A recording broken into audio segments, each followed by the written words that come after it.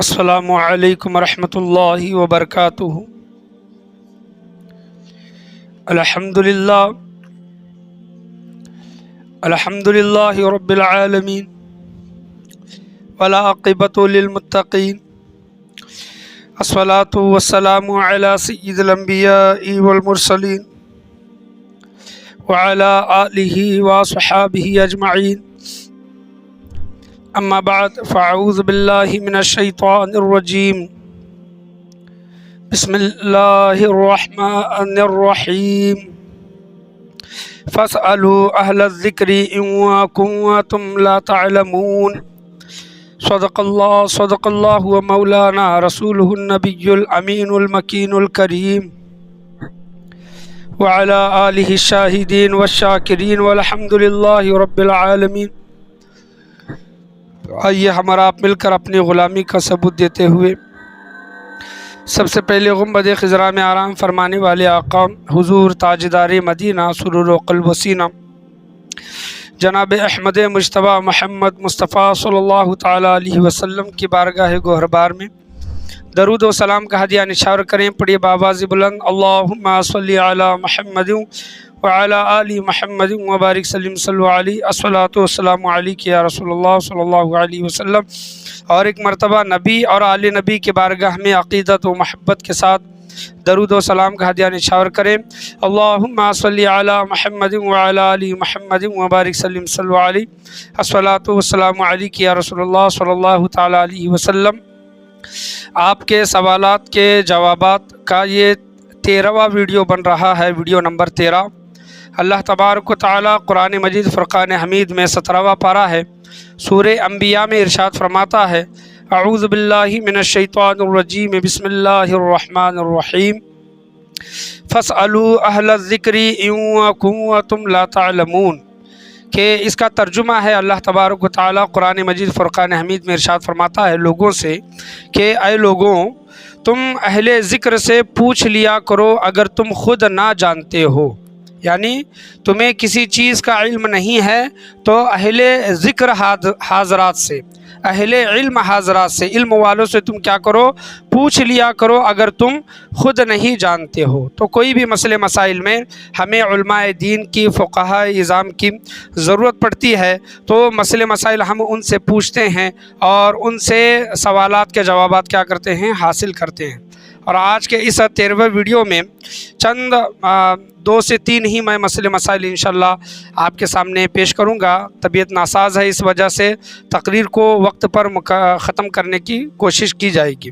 اب دیکھیں کہ اللہ تبارک و تعالیٰ نے قرآن مجید فرقان حمید میں جب یہ ارشاد فرما دیا کہ تم اہل علم حضرات سے، اہل ذکر حضرات سے پوچھ لیا کرو اگر تم خود نہ جانتے ہو، جب علماء کرام سے، مفتیان اعظام سے ایک مسئلے کا حل پوچھا گیا، ایک مسئلہ معلوم کرنے کے لیے ان سے سوال کیا گیا کہ دیکھیں کہ جو حضرات کام کرتے ہیں، چاہے وہ گھر بنانے کا کام ہو، چاہے وہ وائرنگ کا کام ہو، فرشی کا کام ہو، پلمبنگ کا کام ہو، کوئی بھی کام ہے، بہت سے حضرات محنت و مزدوری کا کام کرتے ہیں، اور یہ حلال اور طیب روزی ہے۔ یاد رکھیں، یہ جو مشقت کا جو کام کرتے ہیں، محنت کا جو کام کرتے ہیں، جن کا پسینہ نکلتا ہے، یہ بہت ہی حلال کی اور پاک کمائی ہے، طیب کمائی ہے۔ اور اس سے بڑھ کر ہے کہ ایک شخص ہے کہ پنکھے کے نیچے بیٹھا ہے اور کرسی پر بیٹھا ہے اور کام کر رہا ہے، وہ بھی کما رہا ہے اور ہزاروں میں کما رہا ہے، لیکن ایک شخص ہے کہ کڑی دھوپ میں جا کر اپنے جسم کو دھوپ میں جھلسا کر محنت کر رہا ہے، تو دونوں کے کمائیوں میں بھی فرق ہے۔ یاد رکھیں، کیونکہ ایک بہت زیادہ محنت کر رہا ہے، محنت و مشقت کا کام کر کے حلال اور طیب روزی اپنے گھر والوں کے لیے، اپنے لیے کما رہا ہے۔ اور اس کا ذکر بہت جگہوں پر آیا ہے اور بہت تاکید کے ساتھ آیا ہے کہ آپ حلال روزی کماؤ۔ کیا کماؤ؟ حلال روزی آپ کماؤ۔ اس کے متعلق انشاءاللہ عز و جل کبھی اگر موقع ملتا ہے تو حلال روزی پر انشاءاللہ تفصیل سے بیان کرنے کی کوشش کی جائے گی اس موضوع پر، کیونکہ یہ ضروری ہے، کیونکہ آج کے زمانے میں حلال اور حرام کا فرق لوگ نہیں سمجھتے، جہاں سے مل رہا ہے وہاں سے حاصل کرنے کی کوشش کرتے ہیں، یہ میرے لیے جائز ہے ناجائز ہے اس کا بھی ان کو خیال نہیں رہتا۔ تو میں جو آپ کے سامنے بات بیان کر رہا تھا، اصل یہ میرا موضوع نہیں ہے، میں اصل اس کے پیچھے مسئلہ ایک اور ہے، الگ ہے، کیونکہ حلال روزی کمانے کے ساتھ ساتھ وہ لوگ گناہ بھی کس طرح کرتے ہیں اس کے متعلق میں آپ کے سامنے بیان کرنے والا ہوں۔ یہ جو گونڈی کا کام ہوتا ہے، پلمبنگ کا، فرشی کا، وائرنگ کا، یا پھر اپنے سمجھ لیں کہ کسی اور چیز کا یہ جو کام کرتے ہیں، تو بہت سے ایسے حضرات کو ایک عادت ہوتی ہے کام کرتے وقت، ان کی ایک ہیبٹ بن گئی ہے، عادت بن گئی ہے کہ وہ کام کرتے وقت گانے وغیرہ لگا کر کام کرتے ہیں۔ کیا کرتے ہیں؟ گانے وغیرہ لگا کر۔ اور جب ان سے پوچھا جائے کہ آپ کیوں گانے سن رہے ہو یا پھر کیوں گانے لگا رہے ہو، تو ان کا جواب یہ ہوتا ہے کہ اس کے بغیر ہم کو کام کرنا آتا ہی نہیں، یعنی عادت ہی نہیں ہے۔ یہ جب رہتا ہے تو ہماری پوری توجہ گانے سننے پر، کام کرنے پر رہتی ہے، وقت کس طرح گزرتا ہے ہمیں سمجھتا بھی نہیں۔ تو یہ ایک ہیبٹ بن گئی ہے۔ یاد رکھے کہ ایک عادت وہ بنا لیے ہیں، وہ خود بنائے ہیں، اگر وہ عادت کو اگر چھوڑنا چاہتے ہیں تو چھوڑ سکتے ہیں، کیونکہ ان کی خود کی بنائی ہوئی عادت ہے، لیکن ایسا ہوتا نہیں۔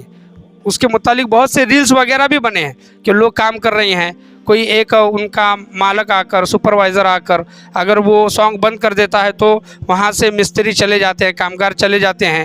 تو یہ بتانے کا میرا مقصد اور حاصل کلام یہ ہے کہ آپ حلال روزی کما رہی ہیں، طیب روزی کما رہی ہیں، لیکن حلال روزی کمانے کے ساتھ ساتھ آپ جو گانا سننے کا جو گناہ کبیرہ اپنے نامہ اعمال میں لکھوا کر لے رہی ہیں، یاد رکھیں یہ بہت بڑا گناہ ہے۔ گانا سننا، گانا کہنا، گانے کی کمائی وغیرہ، یہ تمام چیزیں ہیں۔ تو اس کے متعلق آیا ہے کہ کانوں میں سیسا ڈالا جائے گا جو کوئی گانا سنتا ہے۔ تو لوگ کیا کرتے ہیں، عادت ایک بنا لیتے ہیں اور کہتے ہیں کہ اس کے بنا ہمیں کام کرنے میں مزہ بھی نہیں آتا، دل بھی نہیں لگتا۔ تو ایسا ہرگز نہیں ہے، یاد رکھیے یہ آپ کی خود کی بنائی ہوئی عادت ہے۔ اگر آپ اس کو چھوڑنے کی کوشش کریں گے تو بے شک یہ عادت چھوٹ جائے گی۔ گانے، سانگ وغیرہ سننے کے بجائے آپ نعت شریف سن سکتے ہیں، یہ ایک اچھی عادت آپ لگا سکتے ہیں، نعت سن سکتے ہیں۔ بہت سے علماء اعظام کے، ائمہ اعظام کے کیا ہیں، بیانات ہیں الگ الگ موضوع کو لے کر، اتنے بیانات ہیں کہ آپ اپنی پوری زندگی بھی اگر وہ سنیں گے ایک ایک موضوع کو لے کر، آپ کی زندگی ختم ہو جائے گی لیکن بیانات نہیں ختم ہوگی، اتنے بیانات ہیں آپ سن سکتے ہیں۔ ایک ہیبٹ ہے نا، اگر لگانا ہے تو اچھی چیزوں کی لگائیں، گانے وغیرہ کی نہ لگائیں۔ کار وغیرہ گاڑی چلاتے وقت، رات میں سوتے وقت بھی یہ ہمارا معاملہ رہتا ہے کہ گاڑی ہم اس وقت تک نہیں چلاتے جب تک گاڑی میں گانے وغیرہ نہ بجے۔ خدا نہ کرے، اللہ نہ کرے ایسا ہو کہ آپ گاڑی چلا رہے ہیں اور گاڑی چلاتے چلاتے آپ کے گاڑی میں گانے بج رہے ہیں اور اسی وقت آپ کا ایکسیڈنٹ ہو جائے، آپ کی موت ہو جائے، تو آپ اللہ کی بارگاہ میں کیسے حاضر ہوں گے؟ کس حال میں حاضر ہوں گے؟ یہ بندہ کیسے مرا تھا؟ یہ بندہ گانے سنتے سنتے مرا تھا، یہ لکھا جائے گا نامہ اعمال۔ کوئی انسان ایسا ہوتا ہے کہ رات میں اس کو نیند نہیں آتی، اپنے بستر کے بازو، تکیے کے بازو دھیمی آواز میں سانگ لگاتا ہے اور وہ سنتے سنتے کیا کرتا ہے، سو جاتا ہے۔ ایک سونا بھی کیا ہے، ایک طرح کے انسان کو موت ہی ہے، موت ہی اس کو آ رہی ہے۔ اگر وہ مر گیا تو قیامت کے دن اللہ کی بارگاہ میں نامہ اعمال میں وہ کس طرح اٹھے گا؟ نامہ اعمال میں اس کے کیا لکھا جائے گا؟ یہ سانگ سنتے سنتے، گانے سنتے سنتے یہ مرا ہے۔ تو یاد رکھیں کہ جب ہمیں موت آئے ہم یہ دعا کرتے ہیں، کیا دعا کرتے ہیں کہ باری تعالیٰ ہمیں کلمے والی موت نصیب فرما، توبہ والی موت نصیب فرما۔ ہم یہ دعا کرتے ہیں نا، ہم جب مریں تو ہماری زبان پر کلمہ جاری و ساری ہو۔ تو ایسا ہرگز نہیں ہو سکتا، یاد رکھیں کہ ایک انسان دن و رات گناہ کرتا ہے، زندگی بھر گناہ کرتا ہے، یہ تو اللہ تبارک و تعالیٰ کی مرضی ہے، لیکن انسان کی زندگی جس طرح گزر رہی ہے اس کے متعلق میں آپ کے سامنے بیان کر رہا ہوں کہ اس کی زندگی جس طرح گزر رہی ہے ایسا ممکن نہیں ہے، بہت مشکل ہے کہ مرتے وقت اس کے زبان پر کلمہ طیبہ جاری و ساری ہو، بہت مشکل ہے۔ ایک طوطا تھا، ایک آدمی نے ایک طوطا پالا، علماء ایک نصیحت بیان کی کہ ہم جو دن بھر جو گناہ کرتے ہیں تو یہ اس کا اثر ہمارے اوپر کیا ہوتا ہے، دیکھیں زندگی بھر جو گناہ کرتے ہیں۔ ایک آدمی نے طوطا پالا، وہ طوطا ہمیشہ لا الہ الا اللہ کا کلمہ پڑھتا تھا، وہ طوطے کو اس نے وہ زبان سکھائی تھی، اور لوگ آ کر ہمیشہ اس کو دیکھتے تھے کہ یہ کلمہ پڑھ رہا ہے، لا الہ الا اللہ کلمہ پڑھ رہا ہے۔ لوگ اس طوطے کو آ کر دیکھتے تھے، لیکن ہوا کیا، وہ مالک نے اس کو لا الہ الا اللہ کا کلمہ سکھایا تھا، لیکن ہوا کیا کہ پنجرے کا دروازہ کچھ دنوں کے بعد کھل گیا، کہیں کھل گیا تو ایک بلی نے طوطے کو پکڑا، وہ بولنے والے طوطے کو پکڑا تو طوطے کی زبان سے ٹی ٹی نکلنے لگا۔ کیا نکلنے لگا؟ لا الہ الا اللہ نہیں نکلا، بلکہ ٹی ٹی نکلنے لگا۔ تو وہ مالک پریشان ہوا کہ میں نے بہت مشکل سے طوطے کو لا الہ الا اللہ کلمہ میں نے سکھایا تھا، لیکن جب اس کو بلی نے پکڑا، جب اس کے مرنے کا وقت آیا تو وہ ٹی ٹی کرنے لگا، لا الہ الا اللہ نہیں کہنے لگا۔ تو علماء کرام بیان کرتے ہیں کہ انسان کی زندگی بھی ایسی ہے، آپ زندگی پر دنیا دنیا دنیا دنیا دنیا کرتے ہیں، پیسہ پیسہ پیسہ پیسہ کرتے ہیں، آپ کا دل اللہ تبارک و تعالیٰ کے ذکر سے خالی ہے، تو مرتے وقت بھی آپ کو یہی چیز ستائے گی کہ میری دنیا چھوٹ رہی ہے، میرا پیسہ چھوٹ رہا ہے، میرے رشتہ داری چھوٹ رہی ہے۔ تو ہمیں اس دنیا میں جب رہنا ہے تو ہمیشہ اپنے دل کو اللہ تبارک و تعالیٰ کے ذکر سے لگائے رکھے، کتنا بھی خالی ٹائم ملتا ہے تو تسبیح و تحلیل ذکر میں اور اللہ تبارک و تعالیٰ کی یاد میں اس کو گزارنے کی کوشش کرے۔ ایسے ایک ہم عادت بنا لیں گے تو اللہ تبارک و تعالیٰ کی ذات سے امید ہے کہ جب ہمیں موت آنے لگی تب بھی ہماری زبان پر کیا ہوگا؟ اللہ کا ذکر ہوگا، اللہ کی تسبیح و تحلیل ہوگی۔ کوئی انسان زندگی بھر اگر دنیا پیسے پیسے کماتا ہے تو مرتے وقت بھی اس کو وہی فکر ستاتی ہے کہ میرا پیسہ کیا ہوگا، میری جائیداد کیا ہوگی۔ تو ہمیشہ اللہ تبارک و تعالیٰ کے ذکر میں زندگی گزر بسر کرنے کی کوشش کریں۔ میں یہ جو بیان کر رہا تھا کہ جو کامگار لوگ جو رہتے ہیں یا پھر جو گاڑی چلانے والے، رات میں سونے والے یا پھر دیگر اوقات میں یہ جو گانا سننے کی جو لت لگائے رہتے ہیں، یاد رکھیں کہ گانا سننا گناہ کبیرہ ہے۔ جب تک آپ سنتے رہیں گے آپ کے نامہ اعمال میں کبیرہ گناہ کیا ہوگا؟ لکھا جاتا ہوگا۔ تو لوگ کہتے ہیں کہ حافظ صاحب یہ عادت نہیں چھوٹتی، یہ گانا سننے کی عادت ہے۔ مثال کے طور پر سمجھ لیں کہ تمباکو، گٹکا، سگریٹ، یہ اس کی بھی عادت ہے، لوگوں کو نہیں چھوڑتی۔ اس کے بہت سے علاج ڈاکٹر نے بتائے ہیں، ایسی بہت سی دوائیاں نکلی ہیں کہ اگر آپ ان دوائیوں کو لیں گے تو یہ تمباکو، سگریٹ، گٹکا وغیرہ کی عادتیں چھوٹ سکتی ہے، لیکن لوگ لینا نہیں چاہتے۔ آپ وہ مثال دے کر کہتے ہیں نا کہ آپ اپنے پیٹرول کی گاڑی میں، پیٹرول کی ٹنکی میں آپ پانی نہیں ڈالتے کیونکہ گاڑی خراب ہو جائے گی، گاڑی پیٹرول کے بغیر نہیں چلے گی۔ تو یہ دیکھیں کہ وہ پیٹرول گاڑی کی جو پیٹرول کی ٹنکی ہے وہ ہمارے منہ سے زیادہ تو قیمتی نہیں ہے نا۔ یہ جو ہمارا منہ ہے، ہم کوئی بھی گندی چیز اس میں اٹھا کر ڈالیں گے کیا؟ نہیں ڈالیں گے۔ تو جو لوگ جانے میں انجانے میں ایک لت لگ گئی ہے، ایک نشہ لگ گیا ہے ان کو گٹکے کا، ماوے کا، تمباکو کا، سگریٹ کا، یہ عادت آپ چھڑائیں۔ یاد رکھیں کہ آپ کینسر خرید رہے ہیں، آپ خود مریں گے لیکن اپنے بیوی بچوں کو، ماں باپ کو، گھر والوں کو تنہا چھوڑ کر جائیں گے اور ان کو محتاج بنا کر جائیں گے۔ یاد رکھیں یہ سب سے بڑا گناہ ہے۔ یاد رکھیں کہ اپنے آپ کو تباہ کرنا، اللہ تبارک و تعالیٰ فرماتا ہے کہ اپنے آپ کو تباہ کرنے سے بچاؤ۔ خودکشی اسلام میں حرام ہے، کیوں ہے؟ اسی وجہ سے کہ انسان اپنے جسم کا مالک نہیں ہے، انسان اپنے جان کا مالک نہیں ہے۔ جب اللہ نے ہمیں یہ زندگی دی ہے تو اللہ تبارک و تعالیٰ طے کرے گا کہ تمہیں موت کب آئے گی۔ تمہیں یہ جسم کا مالک اللہ ہے، اسی وجہ سے یہ کہتے ہیں کہ مرنے کے بعد آنکھیں نہیں دے سکتے، دل نہیں دے سکتے، کڈنی نہیں دے سکتے۔ یہ کیوں بولا گیا ہے کہ یہ اس جسم کے مالک ہم نہیں ہیں، یہ اللہ تبارک و تعالیٰ ہے۔ یہ جو لوگ کہتے ہیں کہ آنکھیں دینا چاہیے، کڈنی دینا چاہیے، دوسروں کا بھلا ہوگا، دوسروں کا فائدہ ہوگا، وہ ایک اچھی سوچ ہے ان کی، لیکن اسلام کے روح کے حساب سے اگر دیکھیں گے تو ہم یہ ڈونیشن نہیں کر سکتے کیونکہ یہ ہمارا جسم، یہ ہم اس کے خود کے ہم مالک نہیں ہیں بلکہ اللہ تبارک و تعالیٰ مالک ہے۔ کیونکہ اللہ تبارک و تعالیٰ نے جب ہمیں بنایا ہے تو اللہ تبارک و تعالیٰ یہ فیصلہ کرے گا۔ یہ تمام چیزیں ہیں، یاد رکھیں کہ لوگ گندی عادتوں کو، گانے سننے کو، ماوا گٹکا وغیرہ کھانے کو نہیں چھوڑتے۔ تو ایک انسان اپنے ایک بچے کو گندی عادت تھی، اس کو ایک پیر صاحب کے پاس لے گیا، اس کو ماوی کی لت ہے، گٹکے کی لت ہے، وہ چھڑانے کے لیے لے کر گیا۔ تو وہ ایک انسان جو سمجھانے والے اللہ کے ولی تھے، وہ کیا کرنے لگے کہ ایک درخت کو جا کر وہ چپک گئے، اور جب وہ انسان ان کے پاس پہنچا تو اس بچے نے پوچھا اس پیر صاحب سے، اس عالم دین سے، اس اصلاح کرنے والے انسان سے پوچھا کہ آپ پیڑ کو کیوں پکڑے ہیں؟ تو انسان کہتا ہے کہ میں پیڑ کو نہیں پکڑا، پیڑ مجھے پکڑا ہے۔ کیا پکڑا ہے؟ پیڑ مجھے پکڑا ہے، پیڑ مجھے چھوڑ نہیں رہا۔ تو وہ بچہ کہتا ہے کہ ایسا تو نہیں ہو سکتا کہ آپ نے خود پیڑ کو پکڑا ہے، اگر آپ چاہیں تو پیڑ کو چھوڑ سکتے ہیں۔ تو وہ سمجھانے کے لیے مثال انہوں نے دی ہے کہ آپ کو گٹکے کی، ماوے کی، سگریٹ کی جو لت لگی ہے وہ آپ نے خود لگائی ہے، اگر آپ چاہیں کوشش کریں تو چھوڑ سکتے ہیں۔ مشکل نہیں ہے، مشکل تو شروع میں ہوتا ہے، ایک انسان کو تکلیف ہوتی ہے، کسی ایک چیز کی لت لگ جائے تکلیف ہوتی ہے، لیکن ناممکن نہیں ہے، یہ چیز یاد رکھیں۔ اگر آپ چاہیں تو چھوڑ سکتے ہیں۔ یاد رکھیں کہ اچھے اچھے لوگوں کو ہم نے دیکھا ہے کہ زندگی بھر گٹکا ماوا وغیرہ کھاتے رہے، کینسر ہو گیا، کچھ ہی سال میں مر گئے۔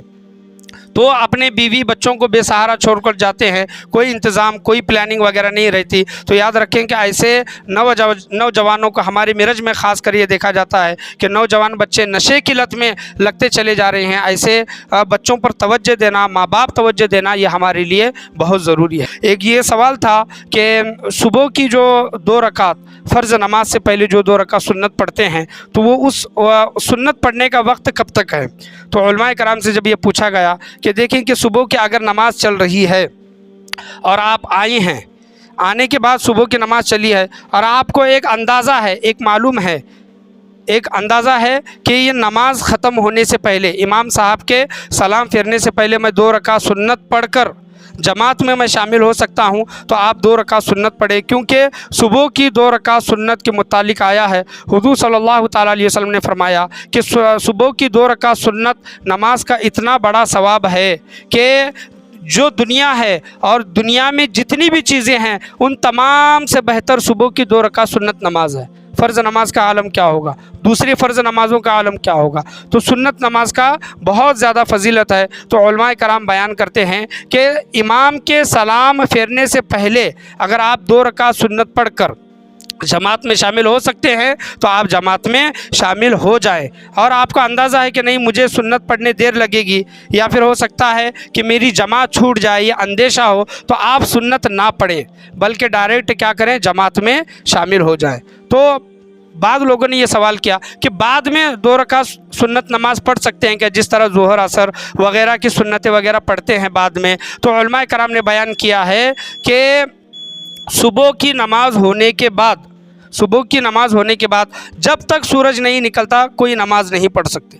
سورج نکلنے کے بعد اگر آپ چاہیں ثواب کی نیت سے صبح کی 2 رکعت سنت بھی ادا کر سکتے ہیں، یہ علماء کرام نے بیان کیا ہے۔ لوگ جلدی جلدی میں کیا کرتے ہیں، سنت نماز گڑبڑی میں پڑھتے ہیں، غلطیاں وغیرہ کرتے ہیں۔ تو ایک آپشن یہ بھی دیا ہے کہ آپ اگر سورج نکلنے کے بعد صبح کی 2 رکعت سنت اگر پڑھنا چاہیں تو آپ ادا کر سکتے ہیں۔ اور ایک بہت ضروری مسئلہ ہے، اور یہ یہاں پر نہیں بلکہ بہت سی جگہوں پر یہ چیزیں دیکھی جاتی ہیں کہ لوگ جب طہارت خانے میں جاتے ہیں، یہ مسئلہ بہت سال پہلے میرے خیال سے بولا گیا تھا، لوگ جب طہارت خانے میں جاتے ہیں، 1 نمبر کرنے کے لیے جاتے ہیں، پیشاب جب کرنے کے لیے جاتے ہیں تو بہت سے لوگ اپنی پوری پینٹ یا پھر پوری ازار نکال کر طہارت خانے میں بیٹھتے ہیں اور پردے کا کچھ بھی اہتمام نہیں کرتے۔ مثال کے طور پر اگر کسی کا لمبا کرتا ہے، کوئی پیشاب وغیرہ بیٹھ رہا ہے تو اس نے لمبا کرتا نیچے کر دیا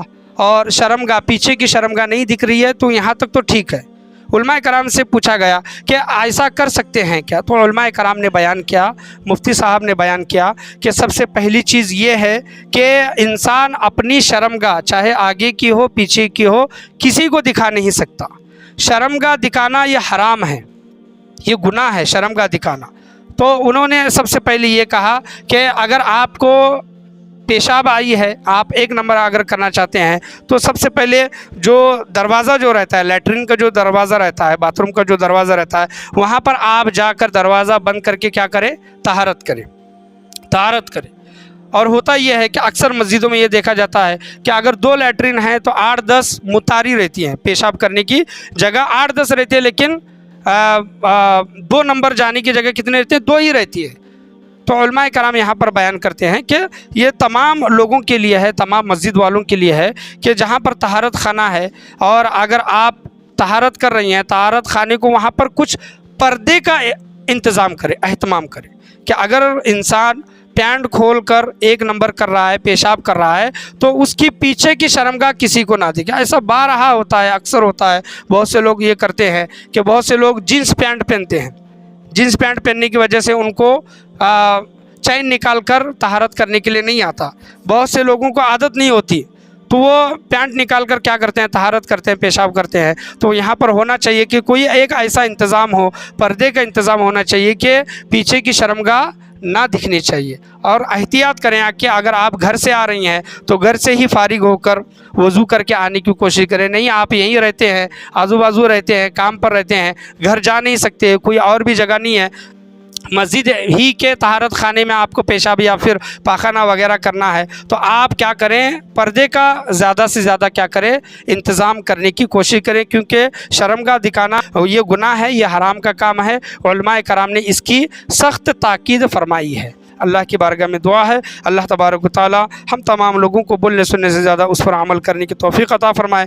بولنے سننے میں اللہ تبارک و تعالیٰ کی بارگاہ میں دعا ہے کہ بولنے سننے میں اگر کوئی غلطی، کمی بیشی، کوتاہی، خامی ہوئی ہو، اللہ تبارک و تعالیٰ محض اپنے فضل و کرم سے اسے معاف عطا فرمائے۔ سورہ انبیاء 17 پارہ میں اللہ تبارک و تعالیٰ فرماتا ہے فَاسْأَلُوا أَهْلَ الذِّكْرِ إِن كُنتُمْ لَا تَعْلَمُونَ کہ اے لوگو اہل ذکر سے پوچھ لیا کرو اگر تم خود نہیں جانتے ہو۔ تو کوئی بھی مسئلہ ہے تو اس کا صحیح علم، صحیح چیز کا علم حاصل ہونا ہمارے لیے بہت ضروری ہے۔ ایسا بہت سا ہوتا ہے کہ جانے میں ہو یا پھر انجانے میں ہو ہم سے گناہ ہوتے ہیں، لیکن اصلاح کرنا، بتانا یہ بہت ضروری ہے۔ اللہ کی بارگاہ میں دعا ہے اللہ تبارک و تعالی ہم تمام لوگوں کو بولنے سننے سے زیادہ اس پر عمل کرنے کی توفیق عطا فرمائے۔ لا الہ الا اللہ محمد رسول اللہ صلی اللہ علیہ وسلم، وآخر دعوانا ان الحمد للہ رب العالمین۔